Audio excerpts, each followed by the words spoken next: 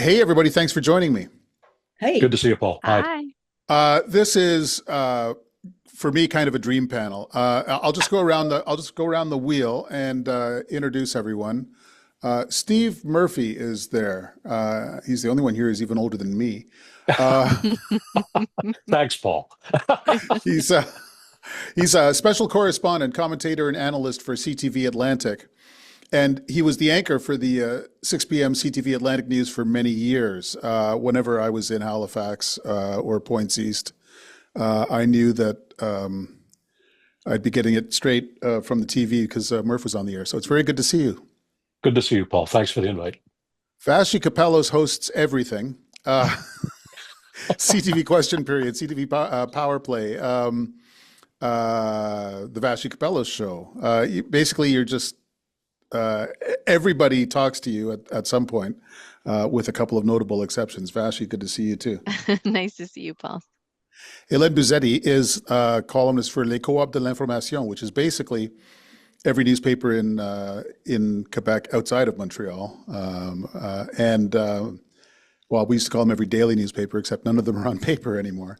And Hélène's also on Radio Canada all day long. And on Thursday nights, she and I are two-thirds of the panel on the Téléjournal. Hi, Hélène. nice to meet you, Paul. Nice to be here. Um, what kind of campaign has it been, Steve? I haven't touched base in Atlantic Canada, sadly, until now. So particularly from Halifax and what you're able to see, but also in general, what do you make of this strange campaign? Well, strange is a good word. It's been unique in so many ways. And I think it's also a unique set of circumstances that brought us to this campaign. When you consider we had the resignation of the finance minister, followed by the departure of the prime minister, followed by the quick succession to the leadership and the prime ministership of Mr. Carney. All of this has happened very quickly, and that set a very unique table for politics in the country. And as a result of that, it's been a very, very fast 35 days that is coming to an end on Monday. And I guess what's most unique about it to me, Paul, is that we're down to this very binary choice in the nation. We're down to a choice between a liberal government and a conservative government in the minds of most people. Even the people who don't support one of those two parties seem resigned to this outcome. The loss of support for the other parties has been dramatic, and there are different reasons for it in different parts of the country. But it's been a totally unique campaign, born of unique circumstances. And I guess the outcome is likely to be unique in the sense that it's going to be quite decisive and I think quite divisive. The question I think we need to ask ourselves sitting here today is, what will Canada look like after the votes are counted on Monday? The first thing I started to hear from Poilievre's circle shortly after he became leader in 22 was things are starting to move in Newfoundland. And then there was the sort of carbon tax uprising among Liberal MPs and a real sense that it was going away for the Liberals in Atlantic Canada. Right. Now, the latest projections I've seen are that the Liberals are solidly ahead in all the provinces and look like they might run the table in Newfoundland. That you've got to have a little bit of whiplash watching that happen. Oh, I think whiplash is exactly what we've experienced in terms of public opinion. But what has become really clear to me, and I'm interested in hearing our colleagues on this, it's now very clear to me that much of the antipathy that voters were expressing toward the Liberal Party was really antipathy toward the Prime Minister. And when the Prime Minister disappeared, a lot of the antipathy disappeared. And certainly when the Prime Minister made it clear that he was going to go, then I think people said, well, let's take a look at the alternative. And for the first time, many Atlantic Canadians looked at Mr. Poilievre and said, well, he was an alternative when we had Mr. Trudeau, but now he's an alternative and we're not sure we're crazy about him. Because the kind of conservatives who've done very well historically in this part of the country are progressive conservatives. And bear in mind that in 2011, when Mr. Harper won a government and did very well in Atlantic Canada, he won 14 of 32 seats. He didn't win a majority of the seats. He did well, particularly in New Brunswick, where he won 8 out of 10 seats. But the rest of Atlantic Canada has never really been on board with this Conservative Party of Canada in a meaningful way. So I think when the alternative changed, people were able to say, well, okay, we can now have someone other than Trudeau, and maybe we'll take a look at Mr. Carney. The Conservatives also didn't have much time, nor did they do a particularly effective job at defining Carney, nor did they do a particularly effective job at redefining Mr. Poilievre, who became very well known in political circles in the country as chippy and chirpy, and if I might say so, and he'll hate this, but Trumpy. Even before Trump came back, people said Mr. Poilievre seems Trumpy, and many people here just didn't like that and don't like it. Mm-hmm. So thanks for bringing us up to date on that part of the country. Hélène, it feels like a different story in Quebec, potentially even a different story from a couple of weeks ago. I'm starting to hear anecdotal evidence that the Bloc might be up off the mat. Yes, although the numbers don't allow us to draw any conclusion, because we're in this zone where everything can happen. The Bloc Québécois is between 23 and 25%. At 25, they could hold on to maybe a 25 seats. At 23, they could pretty much lose all of them. In 2011, when they got swiped out, they maintained only 4 seats when they had only 24%. So we see we're in very dangerous zone. My general take on this election is I'm struck when I look at the polls how things have not changed substantially for the past 3 weeks. After 1 week, everything, maybe aside from BC, everything seemed to be baked in. And I'm starting to wonder if, Steve was saying that it's a fast campaign, and I'm just starting to wonder if people think that it's not a fast enough campaign. It seems like, coming from Quebec, that people would rather have a referendum than a campaign, an election campaign. It seems like an audition for the post of Prime Minister, and this was 2025 was supposed to be a change election. We were tired of the guy of Justin Trudeau, and Mr. Poilievre was the new thing on the block, right? He's been the new thing for 2.5 years, and all of a sudden, the Liberal leader changes, and there's something even newer than Mr. Poilievre. So Mr. Poilievre's like caught his own logic of novelty, and now he's not so new anymore. And I tend to agree with Steve. I think in Canada, there are a lot of progressives, and that's certainly true in Quebec. When you look in the past, Brian Mulroney was able to win a majority of seats in the province. There are a lot of conservative thinking Quebecers, but they don't necessarily like the conservative proposal that's been offered to them since, frankly, the merger of 2003. And Vassy, what are you seeing from your cockpit? I guess I would just jump off that point and say, like, there's the uniqueness of the moment for the Conservatives really is vis-a-vis the NDP and the rest of the country outside of Quebec, insofar as I take the point that this brand of conservatism has not really resonated. But right now, Pierre Poilievre does have, according to public opinion polls, the same level of popular support that Stephen Harper did when he won a majority in 2011. The difference is the NDP. The NDP's support has collapsed from 30%, I think it was, in 2011 to somewhere in and around between 8 and 10%. And virtually all of that has gone to the Liberals, which means that 39% for the Conservatives, though it's a historic level of support for them, and he has grown the level of support from his predecessors, is just simply not enough for them to form government. And the Liberals are in a position, because of a higher level of popular support, the support of the NDP voters, and the efficiency of their vote. Like, if the only way they don't form government right now is if the polls are wrong. There's just no other way to look at it at this point. And so I think that, to me, is notable, and it speaks to what Steve is saying, which I think will very quickly become our focus, which is like what happens after the election when you have such a coalescing of support around two parties. So, maybe 3, 4, 5% between them. You're dealing with a very disappointed other half, essentially, of the electorate post-election, which could be a very, I don't know, kind of challenging situation for all of us, but particularly whomever becomes Prime Minister. The other quick note I would have more generally about the election is, I agree that it's unique and that it's gone fast. And I think all the stuff that happened before it was way more interesting. It's been a very, and I say that with like, I'm not, my media judgy hat. I don't mean that I don't think that's a bad thing. I think that's the moment that we're in, right? People wanted a serious election.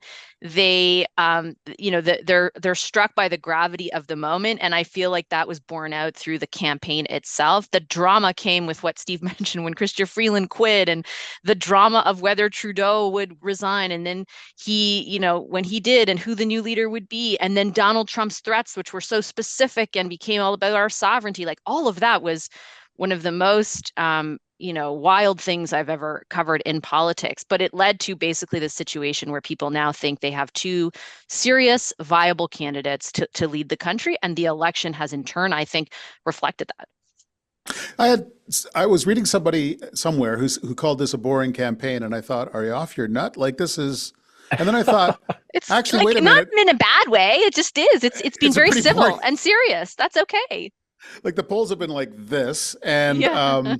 it's not like Carney and Poilievre are throwing a lot of curveballs on the trail. No. Like, No, but Steve, Trump is throwing curveballs all the time, and that's made it very interesting as well. And that has been a huge factor. The shadow of Trump has been over the country since he was returned to office in November. We had a looming sense that something was going to happen. I don't know that too many of us predicted it would be quite as dramatic as what has happened. But now we've had a campaign that's been conducted not only in the shadow of Trump, but based on the whim of President Trump. Look at what's been going on with the markets, for example. And, one of the interesting things that occurred was the phone call between Mr. Trump and Mr. Carney. And I think history may prove, and I'd be interested in your feedback on this, history may prove that was a significant call for one reason. And that is that after Carney spoke with Trump, Trump stopped talking about Governor Carney or Governor Trudeau, and he stopped talking about the 51st state stuff. And I wonder if subconsciously, at least, that did not benefit Mr. Carney by creating at least the impression that maybe Mr. Trump took him more seriously and maybe took Canada more seriously, because I think it's no secret that Donald Trump had no particular use for Prime Minister Trudeau. But at the same time, sorry, go ahead. I would just add to that at the same time, Trump has been a bit more silent in the past few days, maybe a week and a half. And it coincides, I don't know if it's a coincidence, but it coincides with what seems to be a softening of the Liberal votes. It's as if the threat of Donald Trump is what revives Mark Carney. And when we start forgetting about Trump, it seems like we're looking a little bit more at the other option. Yep, that's a good point. It's even more specific. I could quickly interject. Nick Nanos has said, because he tracks the overnights, when Mark Carney is acting in his capacity as prime minister in response to something Trump has done, that is the biggest ascent that Nick sees in the overnights in support for Carney. Whenever that sort of subsides and the threat is not as punctuated as it is in the moment that he's acting as prime minister, it becomes a more even playing field. And that's in part, I think, because, go ahead. Oh, I was just saying, Daniel Smith was right in saying to the Trump administration, stop doing this. You're making a guy lose. Well, so it's not just that Trump hasn't been talking a lot about Canada, to the extent where when Katie Simpson at the CBC asked about that in a White House briefing, some of my conservative friends called that the CBC trying to bring Trump in off the bench, which I thought was a little silly. To me, if I was working in Washington, I would only have one question, which is, why are you not talking about the 51st state? And just to quickly defend Katie, she's a person of great integrity and a journalist of great integrity. There is no way that would be the case. Oh, absolutely. And but it's not just Trump. J.D. Vance and Elon Musk are also, it's like a pack of dogs that didn't bark in this campaign. And I find it very strange. Yeah. And I mean, surely some kind of word has gone out, but from whom and what the word is something that I'm sure people will be happy to speculate on in the comment boards. It's beyond me. Well, no one will tell me. I've asked. Yeah. What it indicates in part, though, is that if the silence of the American administration tends to blunt liberal support, then clearly Mr. Poilievre is resonating with some voters when he speaks about the so-called affordability issues, which I prefer to call, cost of living issues. The term affordability has always struck me as being a phony word. This is about the cost of life, and obviously his his rhetoric and his comments do resonate with people when that becomes the subject of the debate. But in order for that to happen, there has to be that vacuum come from the other side of 49. Now, here's a question. Has any of us interviewed Mark Carney or Pierre Poilievre in the last 5 years? Yes, just Mark. I have Mark You got Carney Carney? twice. Yeah, twice before he was leader, before he was running. And I'm trying to think of like Poilievre used to do all the panels, particularly when I was hosting at CBC. So there were like 500 times he was on a panel as the finance critic. But then since he became leader 2 years ago, no, two and a half. So I interviewed Carney when he was peddling his book in 2021. And that conversation was way more interesting as soon as I turned off the record button than it was while we were. Aren't they always, Paul? Aren't they always?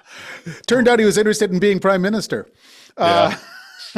But yeah, no, since they become party leaders, it's the lockdown. Like unless you're running some kind of tech bro podcast, you're kind of out of luck. Steve, you famously interviewed party leaders during campaigns. Are you sort of struck by how much that has changed, by how much less access people in our line of work have than we used to have? Well, I was in the anchor chair during the last campaign, and we had party leaders on. As I recall, Mr. Trudeau didn't come on. Then again, he didn't come on the 27 times I invited him after the last interview I did with him. But my point is that it used to be commonplace for the party leaders to sit down for long form interviews, not only with the Vassy Kapeloses of the world, but also with local regional figures, media figures. And I think that the public is not very well served by the decision, and it is an apparent strategic decision to not do this for reasons that I'm sure the political insiders can justify in their own minds. But the public isn't well served by this.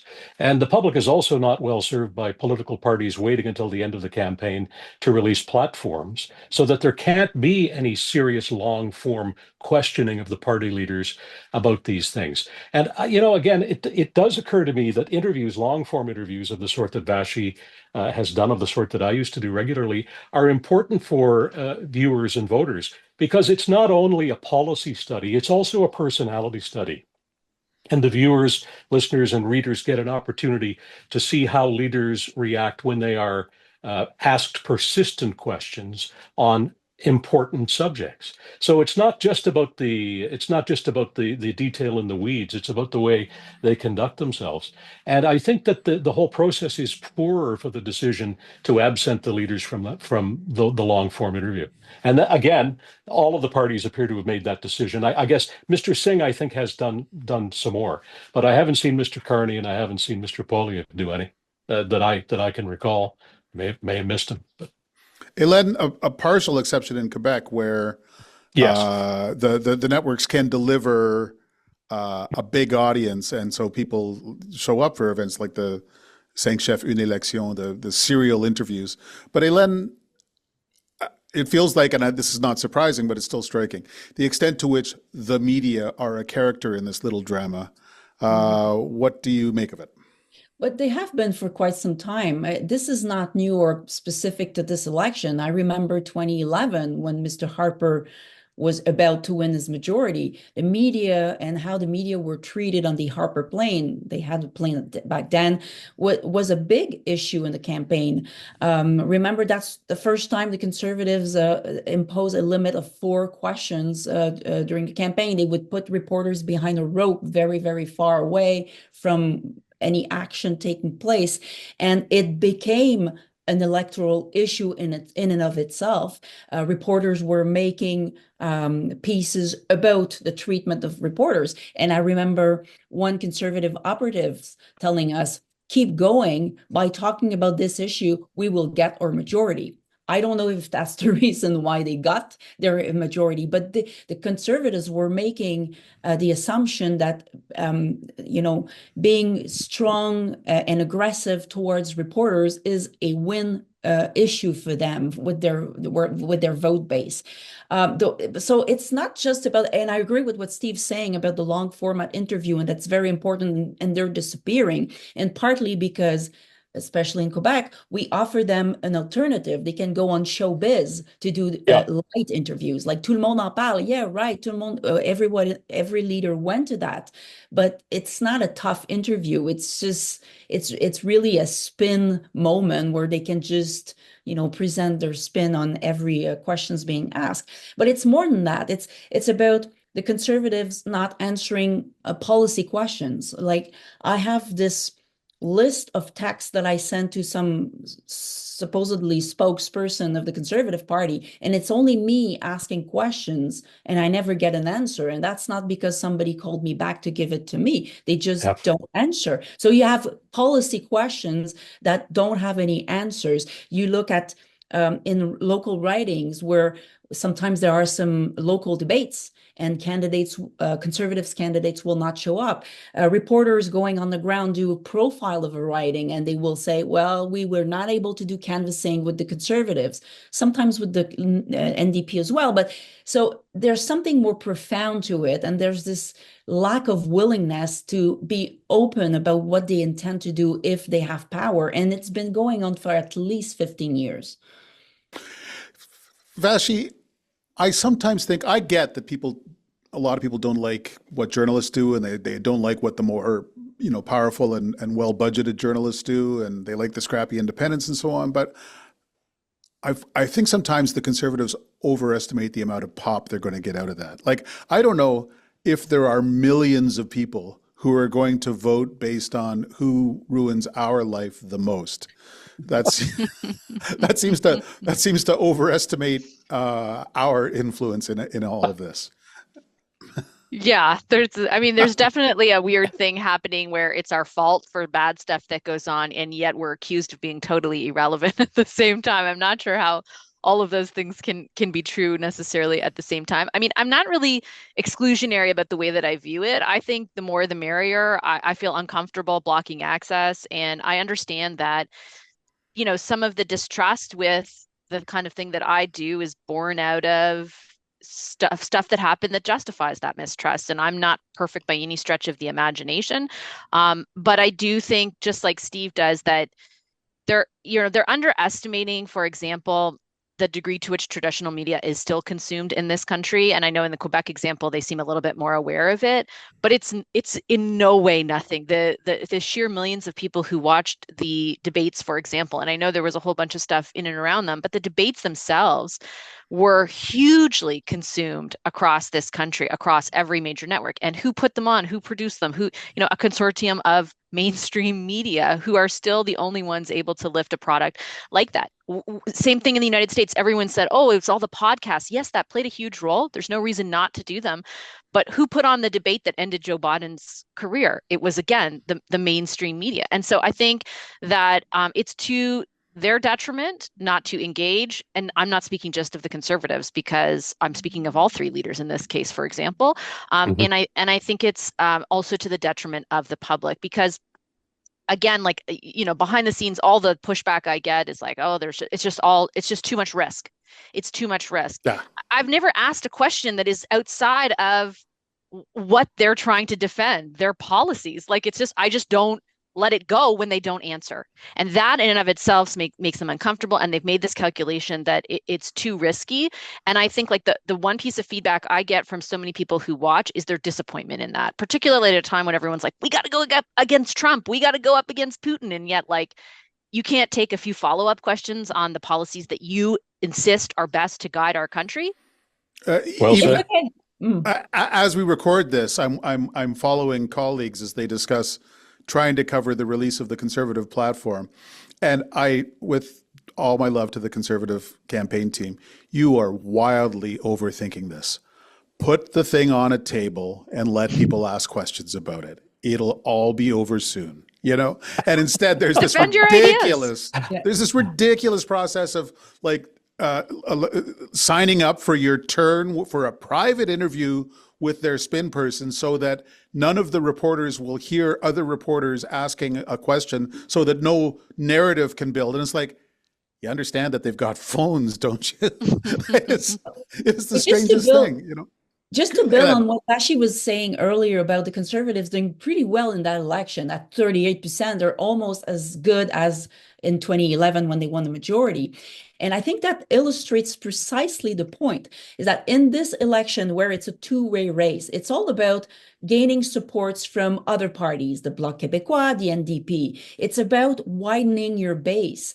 And it shows that the Conservatives, they keep hitting the same glass ceiling. They are stuck at 38 or 39%. They are unable to go beyond that. So they keep talking to Alberta, they keep talking to Saskatchewan, and people who are likely minded, but they can't seem to find a way of talking beyond that. And that's why they will not probably win this election, because they haven't been able to recruit people from the NDP. And the NDP and the Conservatives, they are sometimes switching votes in the West and BC and Saskatchewan, etc.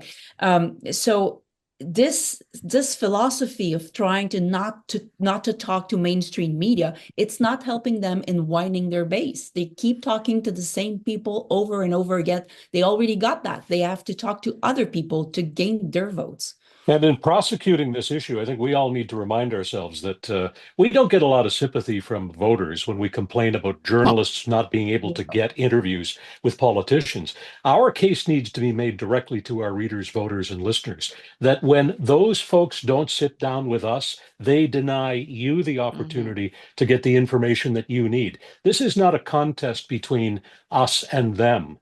This is a competition between the entire electorate and the political class about whether voters get the information they need and deserve to make informed decisions. And there's another level to it, which is when they deny the legitimacy of obvious questions about whether their stuff will even work or even make sense, it corrodes their thinking about the governing choices they have to make. If you do what Team Trudeau did for the last couple of years, which is get your tunnel vision on, and you say everything will be fine, and everybody who says otherwise is a naysayer. Yes. You start to make lousier decisions. And, a conversation, like whether it's your personal finances or your relationship with your friends or whatever, talking about it doesn't actually hurt. It ensures that you're still living in the real world.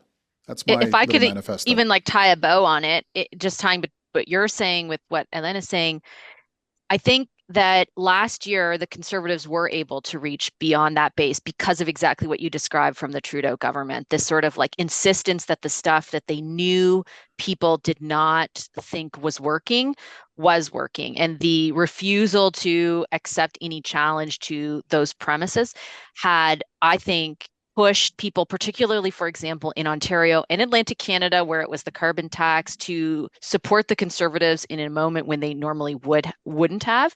The Conservatives got extremely, I guess, unlucky, and the Liberals were smart because it wasn't just a new leader. It was someone who immediately decided that stuff would be cut. Like first day, get rid of the carbon tax. And then as soon as that stuff deflated, it's when that ceiling that Hélène refers to was almost like put back in place because there were no real adjustments made. And the adjustments that were made to try and tie Carney to Trudeau because of the actions he took right away. And I get how frustrating it must be after years of saying that stuff wasn't good policy, but because he made those adjustments, it just didn't resonate in the way that it used to.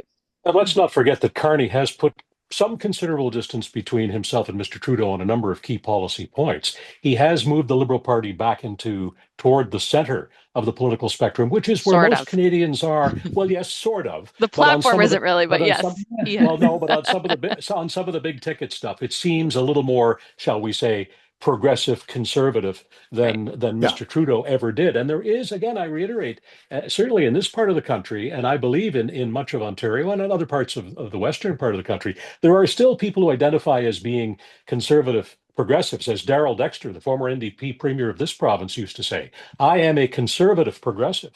There are conservative progressives who want incremental change. And that is a very attractive thing to have on offer in a campaign like this. And while Stephen Harper was not the only the perfect example of a prime minister by any means, he consciously reached out to corners of the party and corners of the broader non-liberal movement in this country that made him uncomfortable. People who'd worked closely with Brian Mulroney and with Joe Clark, people who worked closely with Quebec nationalists. It used to be that even someone who was really good at exciting the base also understood the value of a big tent.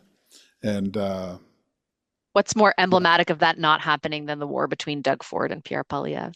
Holy Great cow. point. But don't you think the Conservative Party of Canada is fracturing along almost exactly the same lines on which it was jammed together? The progressive conservative side of the party is coming unglued from the Canadian Alliance and Reform side of the party in many important respects. But that's got to be really preoccupying to the conservative leader or interim conservative leader. I have no real theory on which will be which. If they don't win the election, there's got to be some party maintenance, I think. Hélène, what are you looking for after, like, starting the day after the election?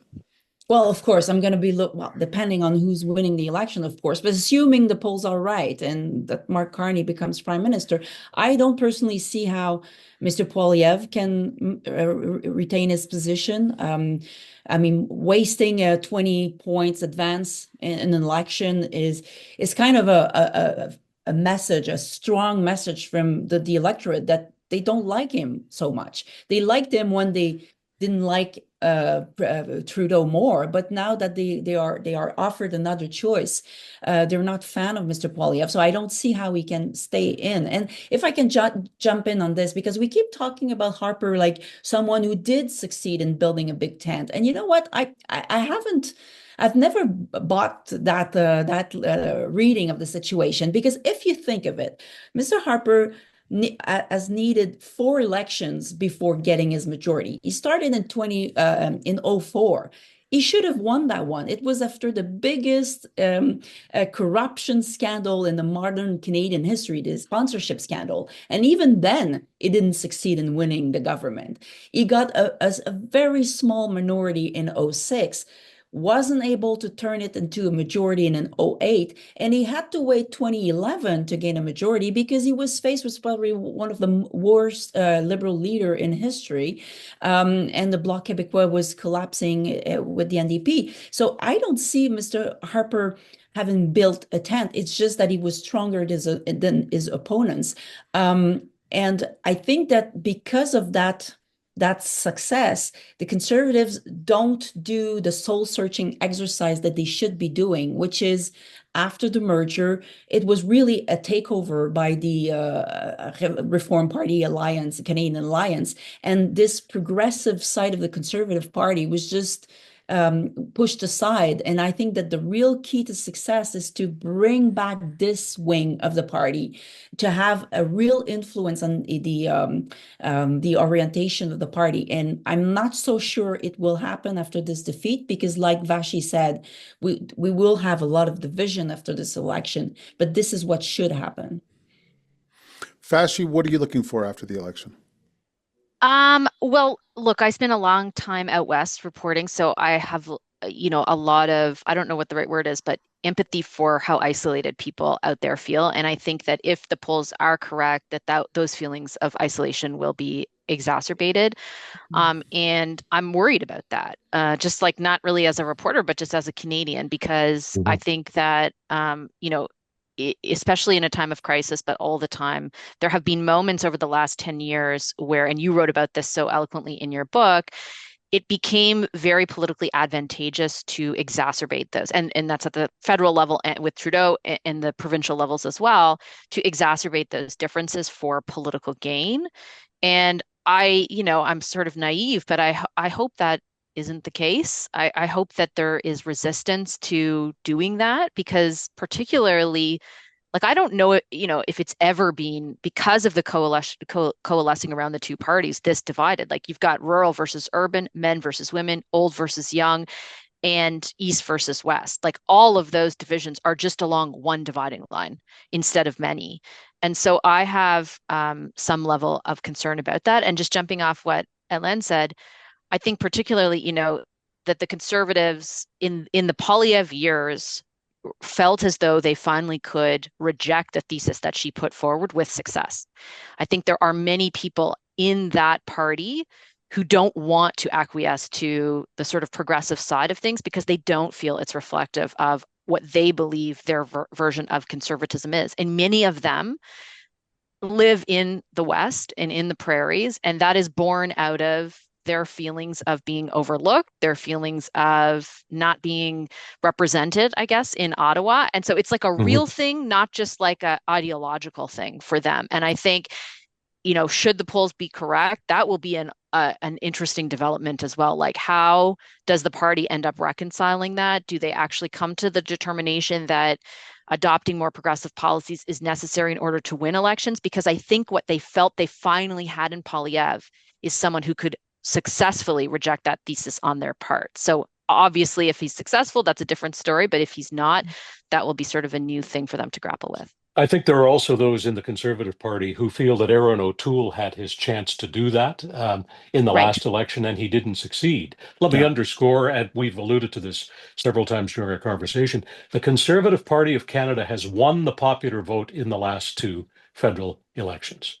If it doesn't win the popular vote in this federal election, it is because the NDP vote and the Green vote has migrated to the Liberal Party. But that base of 38 to 40% of Canadians cannot be overlooked. We as a nation need to listen to such a large number of Canadians, even if their votes don't translate into power. Their votes represent their feelings. And, this country, we are united right at the moment in feeling very vulnerable when it comes to our American neighbor. Let's not let our own internal divisions tear us apart at a time when we can't afford it. This is all very reminiscent to me, Paul, and you're probably even too young to remember this, but of the first Trudeau government in the 1970s, when this country was badly divided, East and West, Liberal and Conservative. And I wonder what the map is going to look like come Tuesday morning when we look at Quebec, and then we look at Canada, east of the GTA, and Canada west of the Greater Toronto Area. I worry that we may see 3 or 4 Canadas, and that won't be helpful. All of this will go a little better if we have a functioning parliament after the next election. If we have real federalism, where different levels of government in different parts of the country talk to one another, and if we have real conversations. These are cans I've started to bang on a little bit because I sometimes worry that we're a little too obsessed with Election Day as the only important event on the calendar. Agreed. Just nod your head sagely. That's all I need. All right. I promise to let you get back to your day jobs. So, Hélène, Vassy, Steve, thank you so much for joining me. It was a great conversation. Thank you, a real Vassy. honor being with you three today. Back at you. Such a joy to be with you all. Thank you.